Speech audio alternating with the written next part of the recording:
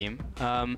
So I guess, like, do we see Millennium go back to what they were in the regular season? Because if they do, then they'll have a very easy ride to playoffs, and then we'll have to ask the question again, right? So I think the interesting thing on that is now we've got to look at Pretty. And, you know, he was playing a whole lot of Anivia before. We saw a couple of games from Control Mages. So we know, obviously, on 6.10, we got the Ryze, the Azir, those kind of picks.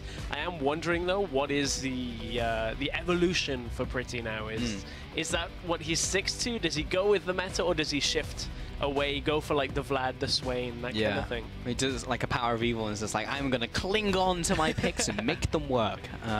We'll see if he's adapted. There's actually a lot of new picks coming in since then, since the last bit of Challenger. So two of them have been banned away from Epsilon. It's just like, well, they want to play those. They are kind of anti-Cosq champions, though, aren't they? Vlad and That's Swain. very true. Cosq's like, I just want to play like LeBlanc, maybe give me an Akali if she fits, because that's what Cosq used to be known for. Like, just give him assassins. That's all he ever wanted. So he's like, no, I don't want these health-based mages that, you know, want to just stack up. Don't like that sustain, no. He likes to judge exactly when he has kill percent and then go in. He doesn't like kill percent to move up again. He doesn't like the goalposts changing. So, yeah, take that one away.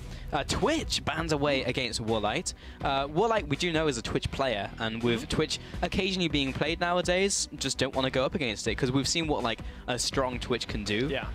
It literally just, like, destroys an entire lineup of Rat-tat-tat. Ryze and Azir, both at this situation are open, so now one's gonna get through, do Millennium let both through?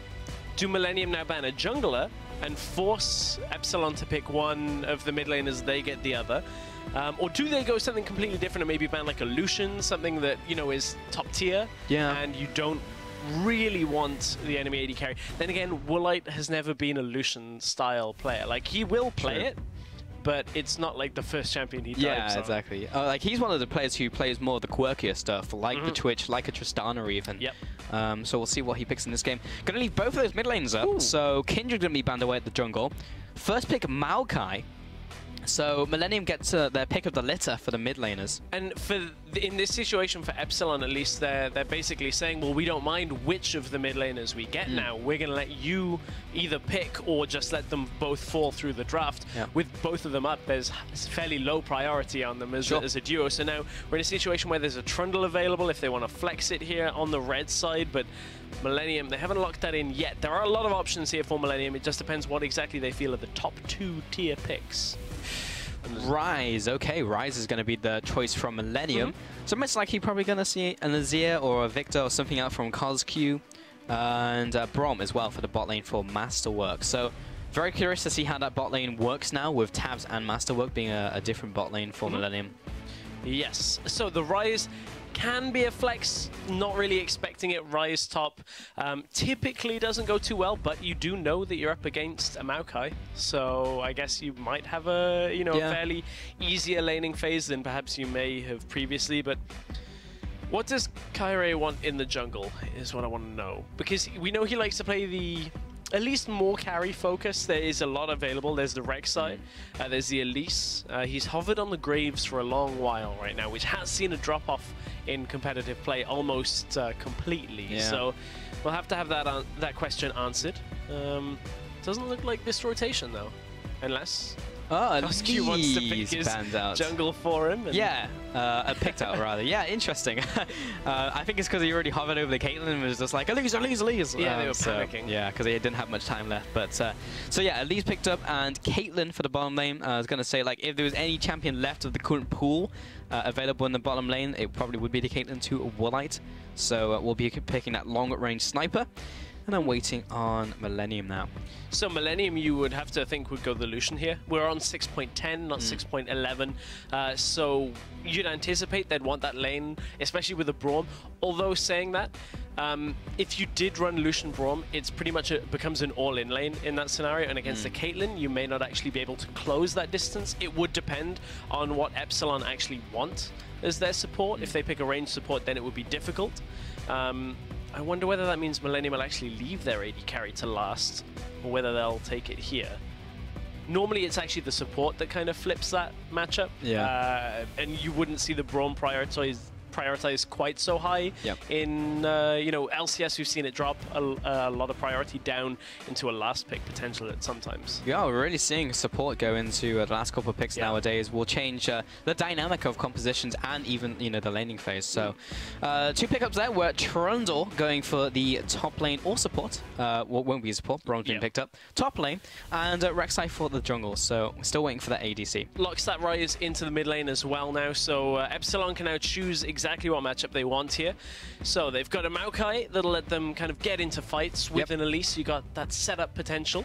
You now got a Caitlyn to deal some long range damage in that. So where do you want to go from here? Do you want to go further team fight with like a Victor base? I mean, Azir also fills that kind of niche. Or do they want to go somewhere else with that mid lane pick? I don't think they go anywhere outside of those 2 picks, if I'm being honest. Yeah, with Azir still being available, most likely going to lock that in. And there's the range support. So Janna picked up. Okay. And what's the ADC going to be now? So now they know that they will be drafting into double range support with Lucian. Yeah, I mean, you could still go Lucian and just say, hey, okay, well, we're not going to be able to kill you, so either we lane swap and try and get this lane going. To be honest, the Lucian doesn't actually change that factor too much because nobody outranges Caitlyn. Right. So it's very difficult to actually get in that range without some sense of engage coming from that lane. That would do it at level 6 if they wanted some, engage. Also trades decently with Caitlyn in range, in lane with her range is what I mean to say. Because like not going to be the same attack range, but is comparable. The volley, yeah, exactly. So a lot better to deal with that one. But I would like Ashe, but yeah, wouldn't be the all-in lane from Lucian. Also gives them a little bit more engage than perhaps you would expect from this composition when you look at it. Like, Trundle Pillar is okay, you've got a Ryze Snake, you've got a Rek'Sai who needs to be close range, so now you get yourself an engage tool, and then you've got so much secondary and tertiary engage that comes from this lineup that it's like, as long as we hit the arrow, everything else is going to land. Saying that though, Epsilon, they've got the Azir ult for disengage, they've got the Janna ult for disengage, so we're basically seeing Millennium having this setup where they want to take control of 2 lanes and then have the ability to fight against a basically disengage comp out of Epsilon with a Maokai mixed in for some pick potential. So it's an interesting setup. 2 very different compositions here. Yeah, very different to what we've seen throughout the rest of the day as well. Actually, we've just seen a lot of skirmish and fight comps from everyone else. It's like we just want to get into fight, we want to challenge objectives, but these 2 teams looking for something different. Epsilon, though, if they get ahead, they can always leverage the Maokai to get into a fight, always. So they still have the ways to get into that fight, but yeah, mostly just staying at range and kind of poking away. And they also have pretty strong laners, so we'll see how that works. And interested to see actually how the mid lane matchup goes, because Pretty prefers the control mages, like rather than just going ham in lane. So I'm not sure if you'll like try and challenge Cosq as much as Cosq will be trying to kill Pretty in the mid lane. It's also a very different dynamic for Pretty because he's normally the one that wants to sit mid. Yeah. He normally just wants like the Anivia or something that's just like, I don't want to move from here. Don't make me. Yeah. Now he's got to go play off in a side lane with the teleport. Let's see how comfortable he can be with that. He did it a couple of times in spring, and it looked okay for Millennium, but certainly is not the playstyle that we've come to expect game after game from. A little bit different, and see if they can adapt.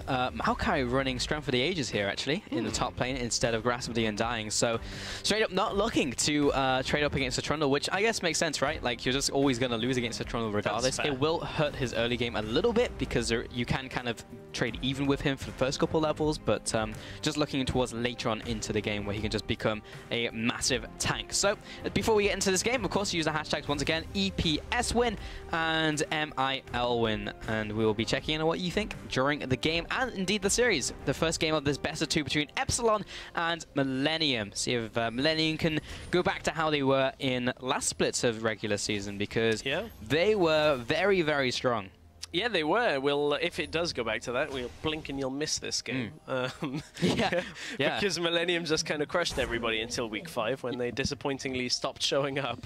Yeah, it was really weird. I mean, you even mentioned like a lot of those wins were like 20-minute wins, just straight up like wrecked people in the 2v2s and the 1v1s, just macro games as well. Yeah, so we'll see if we get them coming back, but Epsilon are still a solid lineup. As you mentioned, I feel like they will be the gatekeepers. Like, they'll be around the 3rd, 4th spot, I think, at least on paper, until we actually see them play and stack up against other teams. The thing about that as well when you look at it is this is a lineup that is full of players that have shown multiple times they can carry, but will not carry every game. Yep. Like, Kairi out of the jungle can absolutely carry, especially on something like an Elise. We've seen him do it before. Cosq out of the mid lane on Azir, something like that that has that carry potential. Same with Woolite. Problem is they don't show up every single game, and generally when they're not showing up, it's so far the other way that you're like, man, this game potentially should have been Epsilon's, but all of these mistakes throughout the game actually cost them. So I'm now looking at this lineup to see, can they reach a point of consistency? Because that honestly has been their biggest factor right now. But into this game, Noxiac, he's 1 versus 3. He does have Caitlyn near, but Noxiac gonna get knocked up. Flash from Masterwork, and we'll get the concussive blows. Joko and Kaze all flashing after this kill. They really want this one to go down. They're gonna burn all their resources on it for First Blood to Millennium. That was 2 flashes and an exhaust. In exchange for exhaust, flash, and heal out of the bottom lane for Epsilon.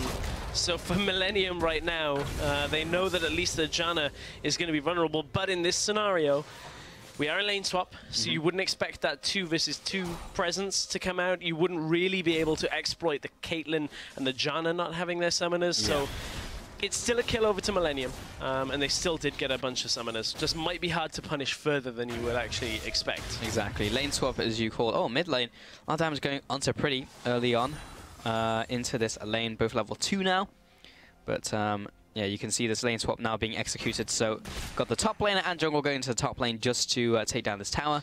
And we'll see if anything changes after phase 1. A really key thing, though, is as you look at how this game has started out, the whole topside jungle for now is clear for Millennium. So that red side, there is nothing for Kairi to actually take because of the Krug start out from Millennium. So Kairi, a little unfortunate, he's going to have to look for experience somewhere else. Did already have that level 3, but that's going to hurt him. What it does mean, though, is Joko has taken longer to get with the rest of his team. If Pretty's reading this correctly, he knows Elise is off the map. That can't be anywhere but mid. Has to burn a flash in the mid lane, so definitely worth the time investment out from Kirei. Yeah, worth it in the end. Joko's not there for the push, neither is Kirei, so they can all kind of fall back here. And right now, Millennium don't get the right amount of damage in the bottom lane. I kind of want to see exactly how that planned out. Did Kaze just not get down there in time? I'm going to check that out. I guess so, yeah. Well, check that one out, Stress. But either way, it's going to take another full wave for Millennium to take this one down. And that means that Woolite and Noxiac are already on their way bottom lane. So tempo advantage to Epsilon to start this game off, 4 minutes in. And this is a really slow tower, actually. Millennium are only just now going to take it. Woolite's almost here, and the tilt already getting to Millennium. Misplaced that ward, but they're still going to see Woolite at least as he comes in. But they're not going to see... Oh, wait, that's Joko. Never mind. They're good.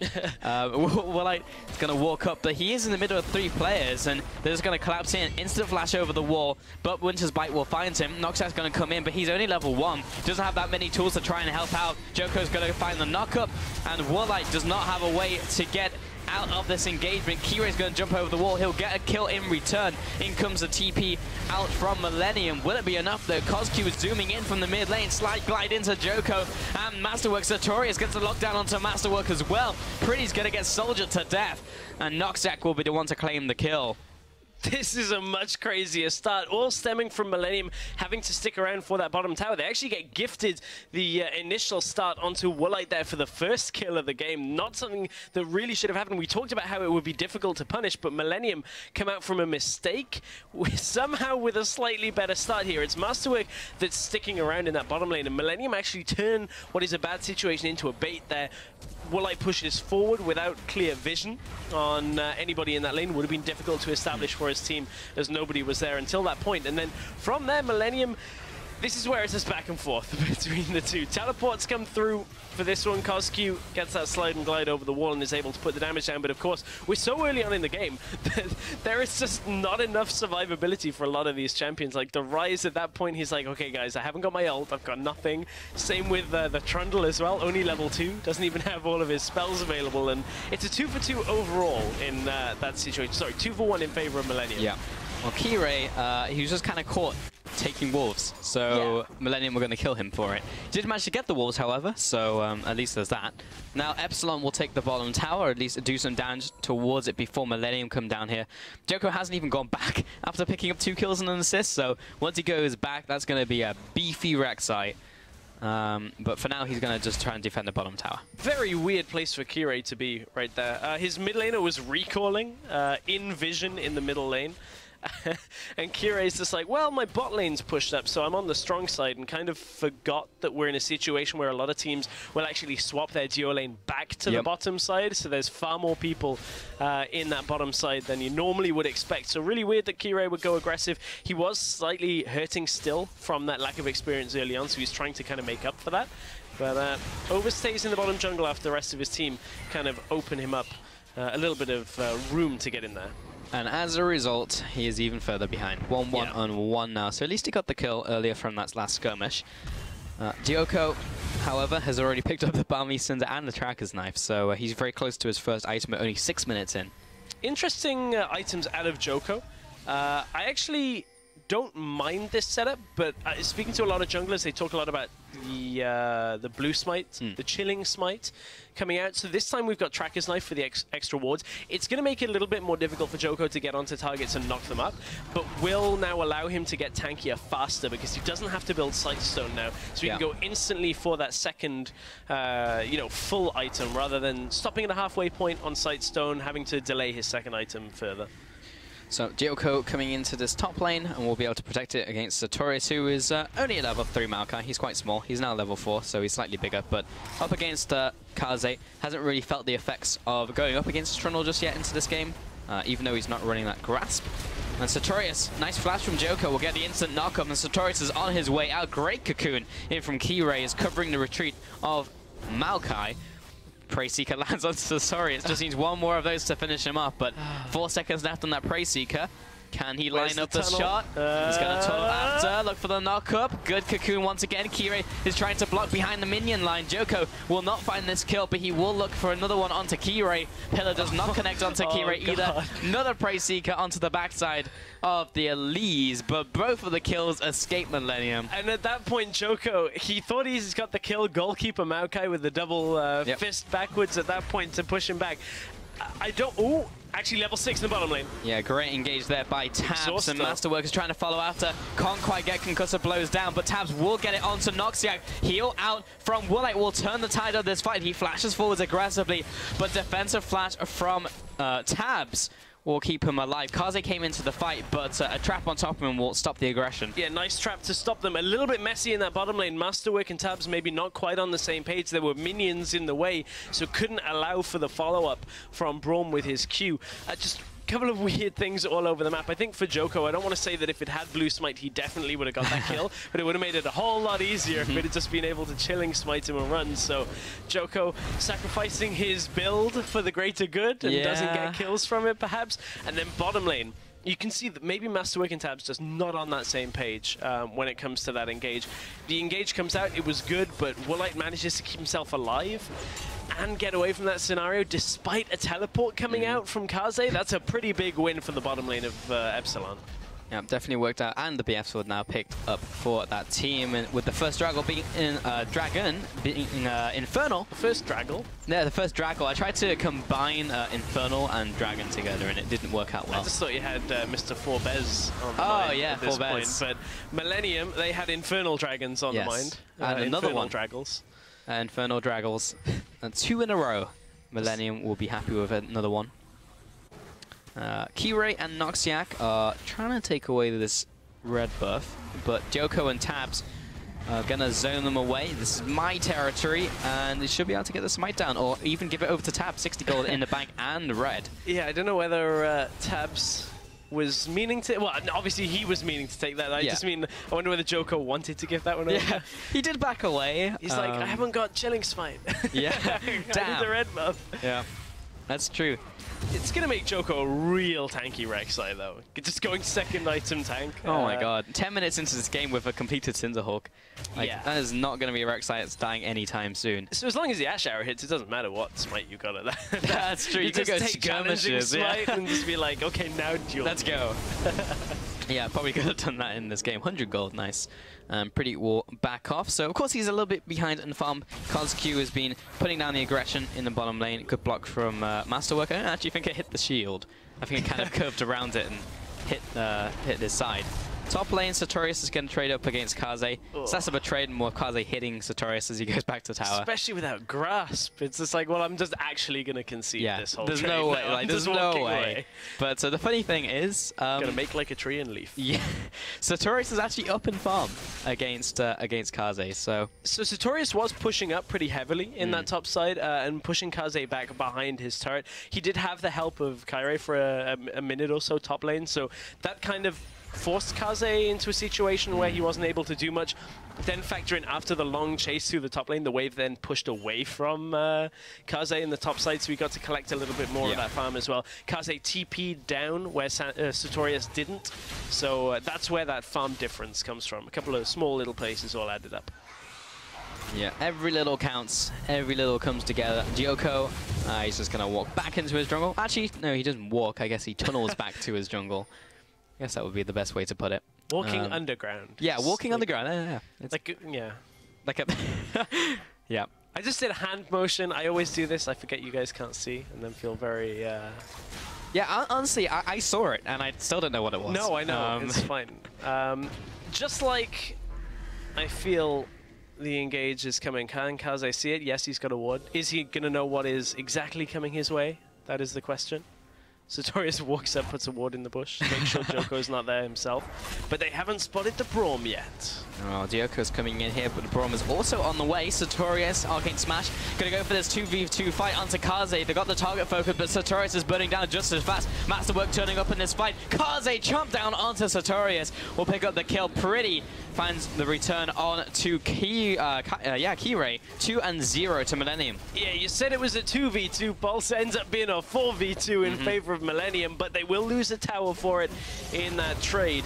So Millennium utilized their TP to get up to the top side. Braum was already running up, and that means Millennium get the kill trade, but the tower trade in favor of Epsilon. Still Millennium with the lead, though. 5 kills up to 2. And, you know, they've fallen behind somewhat in their lanes, though, at the cost of that. Like, mid lane and AD carry is now ahead for Epsilon. So, I mean, with a Caitlyn, with an Azir, that's a pretty good situation to be in. Yeah, pretty solid. As long as they can get later into the game. Tabs is still farming on up, has gone for the call as well, so just trying to get that return on investment. Mid lane pretty, going into that row. Yep. With the tier. Yeah. I keep starting words and sentences and being like, is this right? And then like not committing. Second guessing yourself. Yeah. Yeah, it's gonna be Roa, unless he does something crazy with it and you know goes one of the new Catalyst items. Yeah, maybe.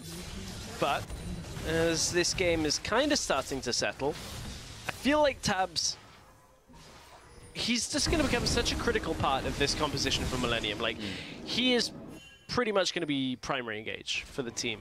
Without a mistake or a misposition for Epsilon pushing forward where, you know, they shouldn't be and it allows an easy flank in from the side. I think it honestly is on Tab's shoulders.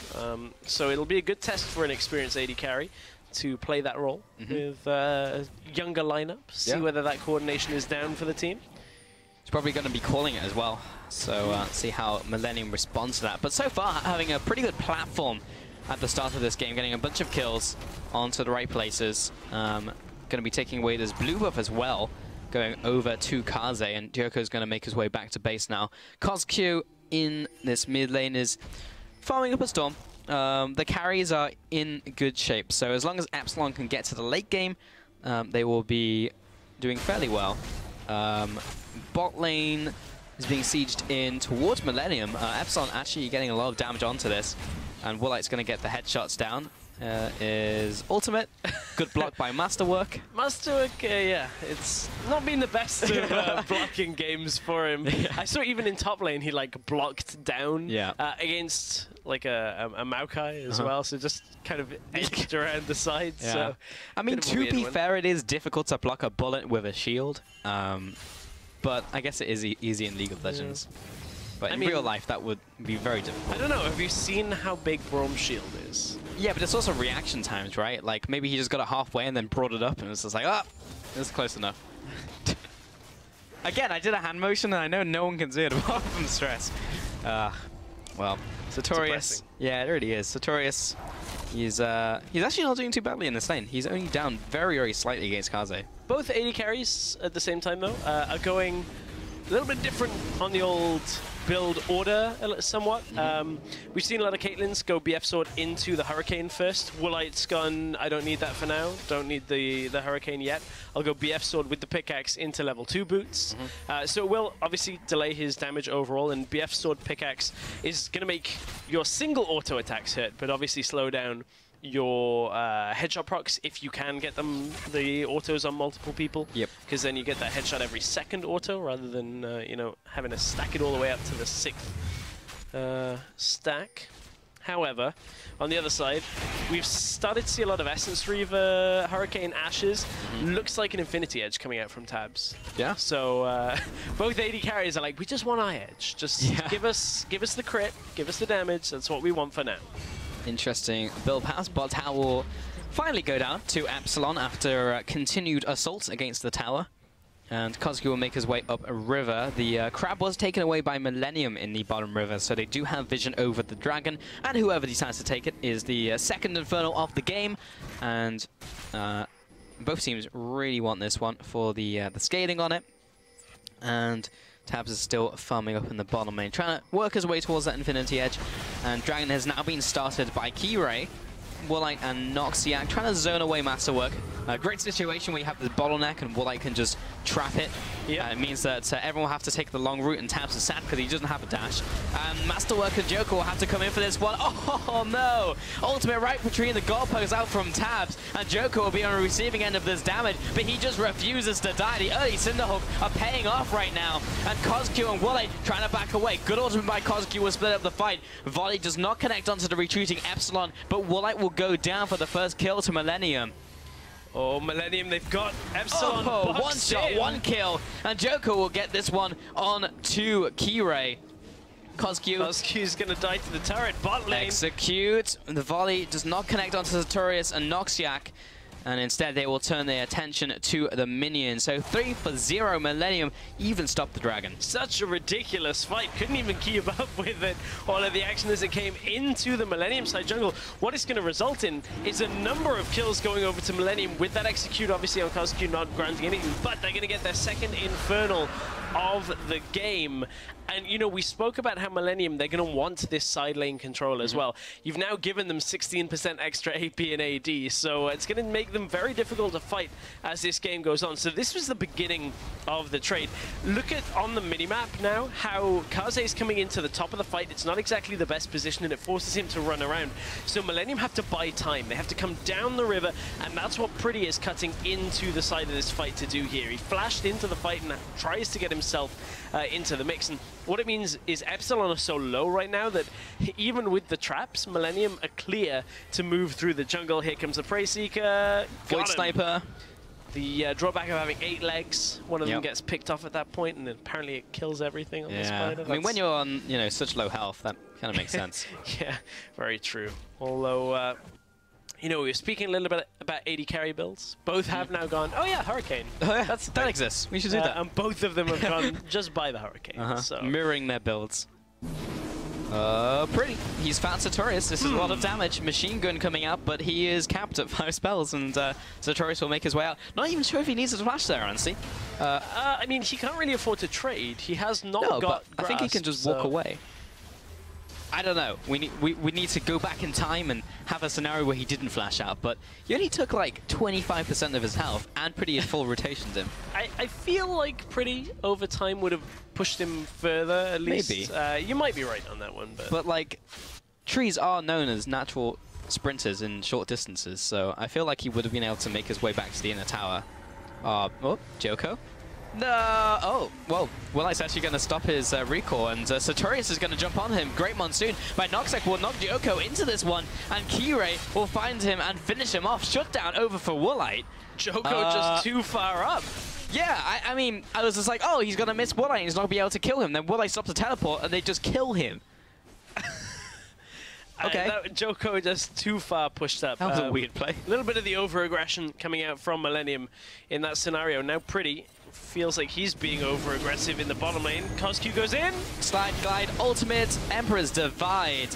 And we'll follow up. Easy kill. Sand Soldiers plus the Conquering Sands will be enough to finish him off. Pretty just going too deep. Millennium, come on, guys. You've got to tighten these little plays up where you're pushing up on the bottom side without full vision control on the bottom side jungle, and then not really respecting the ability for Epsilon to come and collapse on you. So Pretty actually takes the greedy path through the jungle. Yeah. He had one ward there, so we knew the entrance to that pathway was clear, but then not the rest of the path around by Red Buff. So gets caught out on that one. Could easily have made you it see out. the entrance to a tunnel being clear, and it's just like, probably fine. And it's just like, and no, it's actually all of the Epsilon members were there. So yeah, just need to be a little more cautious in this game, I have to feel. Bot lane, we've got Woolite finally completing his Infinity Edge, so has his core item build. Meanwhile, on Tabs' side, has not completed it just yet, but I have to feel it's very close. Yeah, 1,400 gold left in the bank, so he should be good to pick up his Infinity Edge right about now. There you go. In the top lane, Kaze and Joko were thinking about diving, and then Sartorius popped his ultimate, and then they will be retreating. Yeah, it's still going to take him a while. That's a completely tank Rek'Sai and a Trundle that, sure, he can use his ult, but there's still damage reduction coming from a Maokai. The Trundle's got a Ravenous and the Sheen, so it's not like you're kind of going to two-shot that Maokai from full health anytime soon. So they think twice about it, want to back themselves away. Masterwork, he's walking up, going to try and contest vision, but Epsilon are clearing a lot of it around this this dragon area. Next dragon has not yet spawned. Another 2 minutes until that one will be coming up. And in the mid lane, a lot of farming been coming up by Cosq and Pretty. Just under the 220 mark for Cosq at 22 minutes is pretty solid for Azir. Already picked up 2 items. So if this game stalls out, Millennium will find it difficult to fight Azir Caitlyn. Ooh, Pretty just realized that Epsilon were looking to group on him on the bottom side. Didn't have vision of the Elise, but did certainly get that message. Cosq is going to escape the mid lane gank out from Joko and put some damage onto Rek'Sai as well. Meanwhile, Pretty has found Woolite and Noxiac. Line up an ace in the hole, just put a bit of damage onto Pretty, make him think twice about sieging the mid lane. And 4-7 in this game, Millennium with a slight advantage in terms of kills and gold, but behind on those towers, and I feel map control as well. Yeah, well, at least Millennium, they've been pushing forward kind of recklessly in certain exchanges. The kill on Joko's in the top lane, I would say, was that, and the one in bottom side. At least that time, Pretty backed himself away because clearly the call had been given that Kyrie is not in his top jungle. Yeah. So, surprise! I wonder where he is. Bottom jungle is the answer to that question. So, for Millennium, they've at least tempered some of their over-aggressive plays now, but Kaze still going to hold that dominance in the side lane. Sartorius can't really do too much about that. Same thing, Sartorius can't really deal with Pretty on his own. So Millennium have that side lane control. They just need to get the warding behind it as well. Their wards in the top side jungle have now died, and now their bottom side jungle has really not been warded effectively this entire game. It really has not so far. Masterwork is going to be clearing out some of these wards. With the dragon now being live, it is a cloud dragon. So, yeah, priority not going to be super high on that from either of these teams. He says as it spawns. As it spawns and they immediately take it. Oh, okay. No, they back away. Ha ha! Yeah, so we did some testing earlier on in the office with a group of us, and it's like, how effective actually is Cloud Dragon? So we tried rotating from mid lane to bot lane, and you get there about half a second faster. Yeah, it was like an episode of Mythbusters, though. Yeah. Not 100% scientifically accurate, but enough to just kind of have a... Yeah. Just like a proof of concept more than anything. Exactly. Well, top lane siege coming in here from Epsilon. And good zoning actually coming out. There's the ultimate onto Tabs. Shield just coming up before it fires, so a bit of extra damage as well onto the Ashe. And this tower will eventually go down because Caitlyn and traps and mid game. So yeah, goodbye tower. Look at bottom lane. Trundle is doing the same. Now Epsilon are going to try and recall out of this one. Will that bottom lane tower go down is the question, or will there be a fight started? Bot lane has gone down. And Epsilon have kind of been stopped here. So Maokai did recall. Trundle is going to keep pushing here. They've only stopped the one recall. Sorry, they've only had the one recall go off. So Epsilon still have 4 people topside. Millennium have got to be very careful in this scenario. Could be looking to utilize that Ashe, though, to try and pick someone off. But you can see how Millennium have spread out. They're not looking for an engage right now. Yeah. So Cloud Dragon not a high priority for either of the teams. Not going to force a fight over that one, but because Tabs was by himself, left with it, so he'll just take that one away by himself. And 3 dragons now over to Millennium. And Tabs, there's the ultimate. It's going to fly off into the distance, into the sunset, probably hit some citizen of Runeterra off in the distance. And that's... Well, I have to assume that's what happened, right? Like, you see like a global ultimate that doesn't hit anyone, like an Ezreal ult. Like, it's got to go somewhere, right? Yeah. I guess, at the risk of getting the conspiracy theorists out, is this a flat Earth or a round Earth? Because otherwise it would just come back. Good point. Right? Maybe it just hits someone in space. It's like in Mass Effect where you got that off the side. Yeah, I mean maybe because it was that dude in Mass Effect who like kept yelling at you. It's just like, you know, if you fire a shot in space, you got to make sure it hits because otherwise, you know, the velocity will keep up and it will just hit someone off in the distance. And they were like, oh yeah, that's a good point. So be cautious every time you shoot out an Ashe arrow, a Draven ult. Actually, that one comes back. Or like an Ezreal ult. Just you could be hurting someone. I just know with this discussion, the conspiracy theorists are going to be out after this one. I'm going to get so many tweets. At this point, scientists just don't know. Science has gone too far. Masterwork gets the finally gets the shield up. He does it the right way. Nice. It was still slightly tilted. But that's because it was coming in the right angle for that. He's been blocking down all the time. Oh yeah, I guess you don't want it forward facing as well because then the bullet pierces. But if you do it at like an angle, then it like pings off, right? That's smart. I like the thinking from Masterwork. Volley going to come out and try and clear out this wave from the mid lane, but the full collapse now coming out from Millennium is not quite good enough. But here is the TP. Pretty comes into this fight. Joko with a double knock-up. Kotsky also getting forced out of this one. Kiro go up and is going to try and get a bit of healing out from the Monsoon and the shield. Sartorius is still tanking away, but the rest of his lineup is becoming food for the rest of the team. Joker's going to move back into this fight. Kotsky dropping low. This is a bloodbath out for Millennium. Triple kill out for Tabs. Make that the quadra kill. A 5-1 all in an instant. Not only does Masterwork not block most of the things in this game, he takes the pentakill from Tabs. No. It was the Braum kill that stops a pentakill. Well, he did block in this one. He blocked the penta. He blocked the penta. At this point, Millennium, great fight. I mean, where better to choose a fight against the enemy than in a small corridor where the Ashe arrow is almost guaranteed to land. It only hit really onto Noxiac, but that's a tower. That's going to be the fight. That's going to be the Baron picked up as well here for Millennium. They've just taken full control of this game, but look, this is the exact corridor you want. There's almost no way of really escaping it for Kairi and Noxiac. At this point, the fight actually takes a turn for the worse until Tabs joins. You can see he got blocked out for a very long time in the backside of this fight, and it actually causes Kaze to go down. Through the exhaust now, Tabs finally has the time.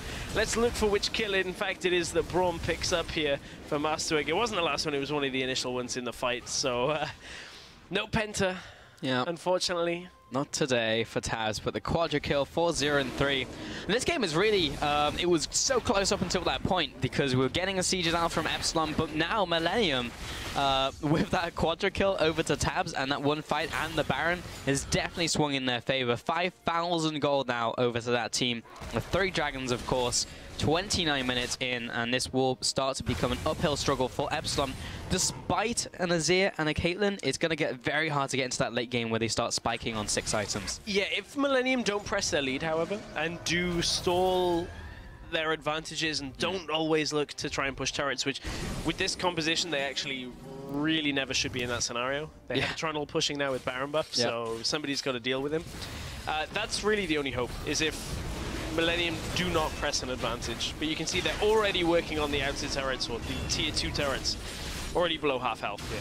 Taking it very, very quickly. Good defense, though, from Epsilon. The traps coming in from Woolite make it difficult for Millennium to push further. Tabs is going to rotate to the mid lane, just take away this mid lane tower. Actually, there's still an outer turret, so should be very easy to take. And the minion wave is also there. Bot lane, Kaze is pushing up against Sartorius, as expected. Going to be batting away. But Kaze actually doesn't have Baron. no. Kaze was dead when the Baron was taken. Yeah, I was like, surely it couldn't have worn off already. I had the same thing. I'm like, I'm pretty sure he was alive, but they took the Baron while we were just in replay, so didn't see whether he respawned quite in time. So it does, however, slightly hinder their ability now. Pretty is going to find out what it's like to have an Azir just attacking him as he's trying to take down a turret. So Millennium a little bit slower on this, but they did get good work down at first. It's the first turret of this Baron actually taken down. Yeah, Kaze backing off in the mid lane, had to go through the trap line. Tabs and Joko on their way up to the top lane should easily be able to take away this tower. And Azir is going to have to just back off to his next turret. So that was the Baron buff. There is not too much long left on it, and a lot of people going back to base, so I feel like that is the push for now. Mid lane tower went down, top lane tower went down. Millennium, decent push, an 8,000 gold advantage. And Epsilon have to come back into this game now. And as you mentioned, it will be really if this game stalls out.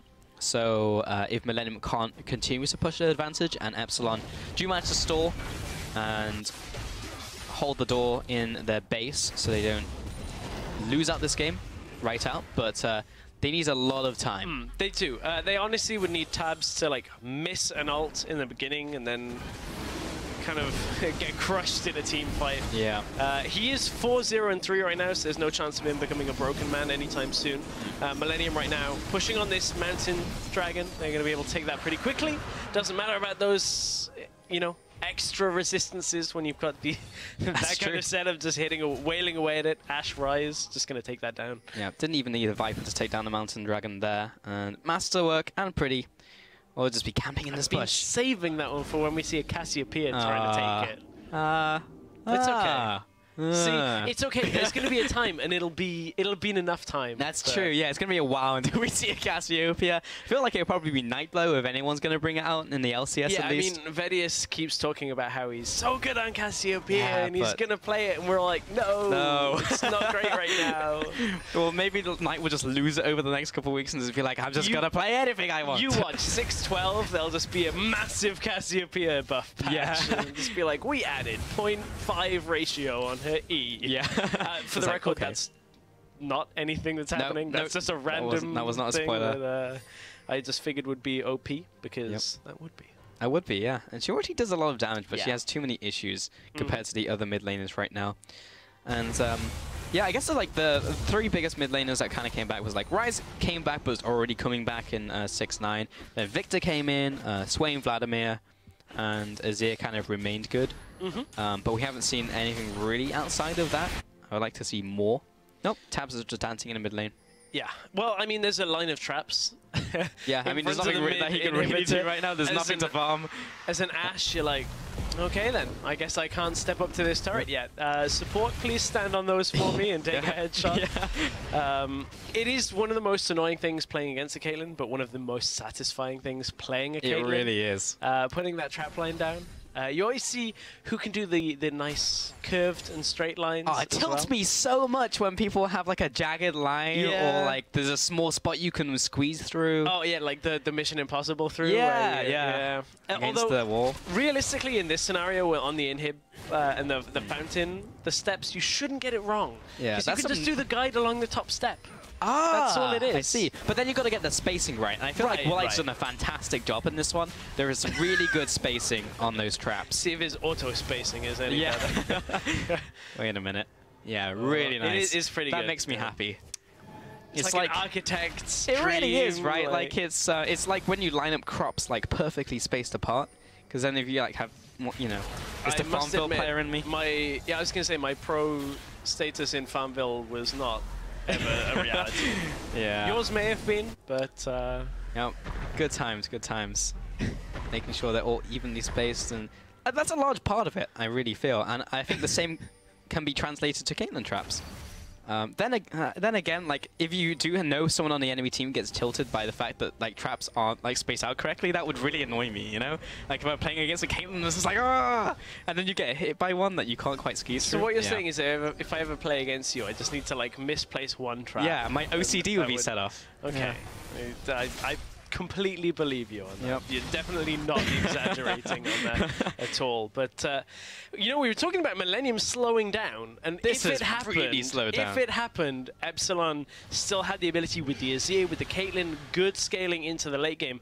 It's happened, folks. Millennium have just taken about 5 minutes to do anything in this game. Baron is back. That's down to half. Yeah. They The got that Noxus here. mountain. Hits the TP. CosQ as well. Going to be smited away by Joko. And they will look for the engage. Good ultimate onto Kirei from Taz. Masterworks low himself. CosQ into the back lines. Good Emperor's Divide, but there's no follow from his team, and they're just going to leave him out to dry. He goes down for the first kill of this fight. Kaze is now aggressing onto the remaining 4 members of Epsilon. Pretty was looking to follow after, and they'll be happy with the Baron and that first kill, and I think they'll now just TP back to base. Yeah, I mean, Millennium managed to take themselves the Baron fairly easily. The fight that followed was a little rough until Kaze could get himself into it, but CosQ went way too deep, as we'll end up seeing. Couldn't get the damage off to follow, and I mean, it's still fairly controlled for Millennium. They haven't really been making too many mistakes the last 10 minutes of this game, and it's just been slow. So this was the Baron being taken down already. As you can see, Ash Arrow comes out, starts the fight off, but Millennium have to reconsider as Masterwork did get dropped fairly low. Tabs was getting aggressed upon by CosQ, but he got pushed away, and CosQ no longer could deal any damage, and that really spelled the end of that fight. Now for Millennium, 5 members strong with the Baron. TP coming out from Pretty straight onto that turret. Mid lane tower is just dead, and they'll take the inhibitor as well before backing away, even before Epsilon can really respond. That is a good shield from Masterwork. Curious TP though, when you look at it, to go straight into that mid lane when you still know it's a 4 versus 4 scenario. Yep. I didn't feel like Millennium were in immediate danger in that scenario. True. Yes, you want to close that distance as much as possible, but you maybe save 10 seconds there. Yeah. Well, time efficiency, I guess, at the price of a 5-minute cooldown. But Epsilon are now trying to stall this one out. It is fair to say, though, if there was an engagement coming out of Epsilon as a last-ditch attempt to save that inhibitor turret, it would have been the right call. Yeah. So I can see why you would want to do it. I just think in that scenario, Epsilon probably weren't going to engage until CosQ is alive. I didn't see the positioning on Sartorius, but he is the only way into a fight, so unless the Maokai was like right in front of them, then still, it was... yeah, but still, top lane tower siege gonna stop. The thing that it really there's the good spacing. Good spacing. No, look at that one. Oh yeah. There's a little, just like a you can Mission dog Impossible leg. it. Yeah, you can. The problem with that TP being down is now they can't utilize Pretty in the side lane while they're pushing the top side. So it means they have to stack 5, and then the Caitlyn traps come out, and then oh dear, we can't actually push this too much further. However, if you have an Elder Dragon, maybe you get a little bit more of that. You get the enhancement on all the dragons they've got, and would be able to look to close the game. And they have a lot of those dragons. Oh yeah.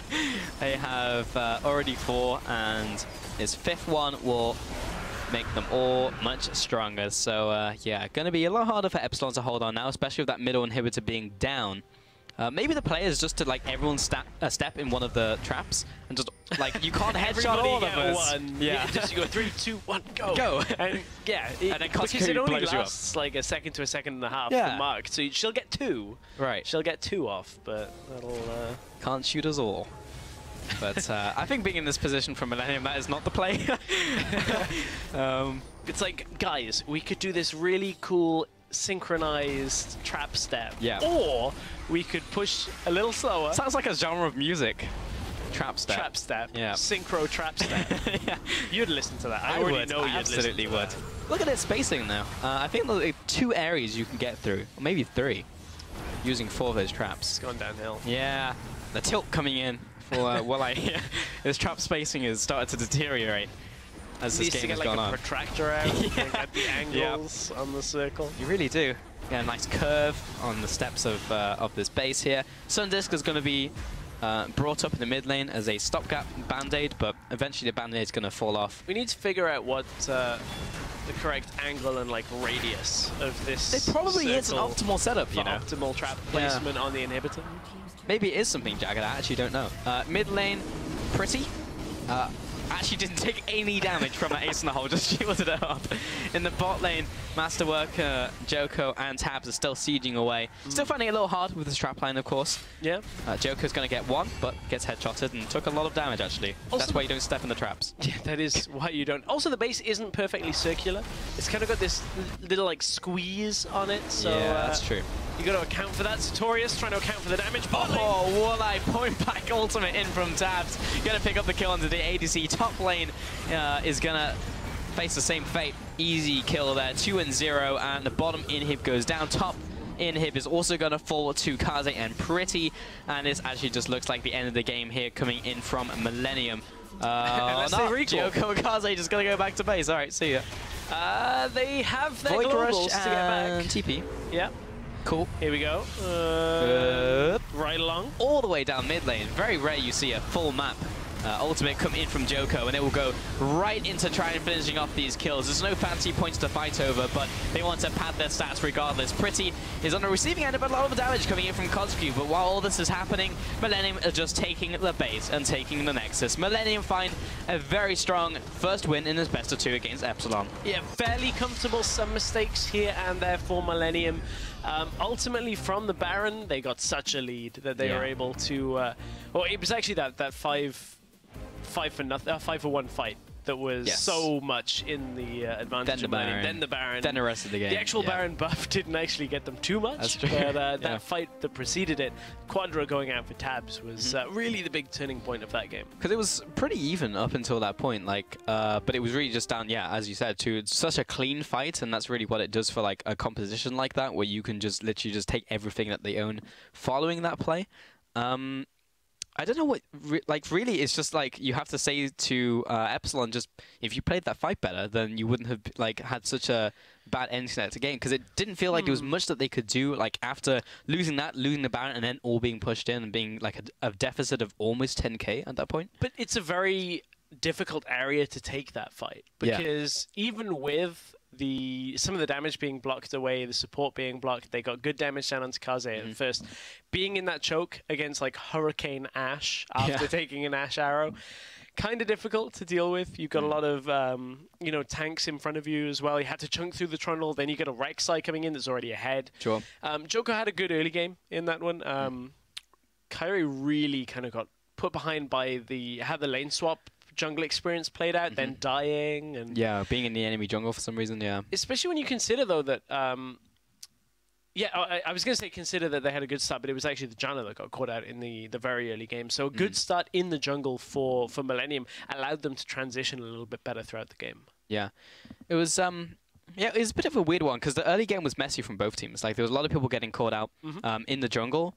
It was really when the team started grouping up and going around objectives. I think like maybe we can go back even before that bad fight for Epsilon, because they were losing a lot of dragons. Like they were losing a lot of like the presence around the map, and like when they were pushing in and it's like, oh, maybe we'll have the upper hand, they were going in like 2 versus 2 or like 1 versus 1, and they were like getting caught out and dying. That's actually fair. The fight that I think preceded that, the one around the second Infernal Drake, where they got pushed up through the bottom side jungle, Epsilon were on the wrong side of the map, and managed to get 2 people out, but ultimately like lost so much there that's the kind of scenario you look at for Epsilon, and you're like, we maybe kind of got boxed in a little preemptively there. It was easy TPs into that fight for Millennium. I think it was where like Epsilon were choosing to take fights, because the first one was around the dragon. They started it and then were like all in the pit and then had to like run different directions. And then the one in the jungle, while it was a good start to the fight, they all just like lined up for the Ashe to just stand there and just hit everyone. So maybe it was like the positioning in fights or choosing when to take the fights. Apart from that, like I didn't think Epsilon just like did horrifically bad in that game. Like there was... it was really just around these big kind of pivotal landmarks, I felt like, in that game, which really changed the direction and the flow of how this one went. Talking about Millennium as like a team, though, as we step back, do we feel that they are back to Millennium in spring regular season? Because to me, I don't feel like they are quite the same team. No, I don't feel like it is either. And the reason I say that is Millennium and Spring were very clean cut in the early game. They were very strong at making set plays, whether it was the lane swap or not. This time they actually messed up the lane swap. If they hadn't have caught Woolite coming into the lane greedily to just push up to the wave, then perhaps you could say that Millennium would have fallen further behind. Sure. the fact of the matter is, in that scenario, they messed up the tower push, got kind of gifted Woolite running into lane while 3 people were around him, and not really checking his surroundings. So I don't think it's enough to say that Millennium would be what we saw from Spring, but there's glimmers of hope for that. I think it was still a good performance by them. Yeah, I mean, they still pulled the trigger when they needed to. I felt like they followed Tab's lead, at least, on his engages very well. So I think in terms of team play, it's fine, but still, it's difficult, and people just don't like me talking. So with game 1 finished, we're going to shoot to a quick break. But we will be back in exactly 3 minutes and 30 seconds. And Tabs, there's the ultimate. It's going to fly off into the distance, into the sunset, probably hit some citizen of Runeterra off in the distance. Oh, Sartorius is still tanking away, but the rest of his lineup is becoming food for the rest of the team. Joker's going to move back into this fight. Koski dropping low. This is a bloodbath out for Millennium. Triple kill out for Tabs. Make that the quadra kill. A 5-1 all in an instant.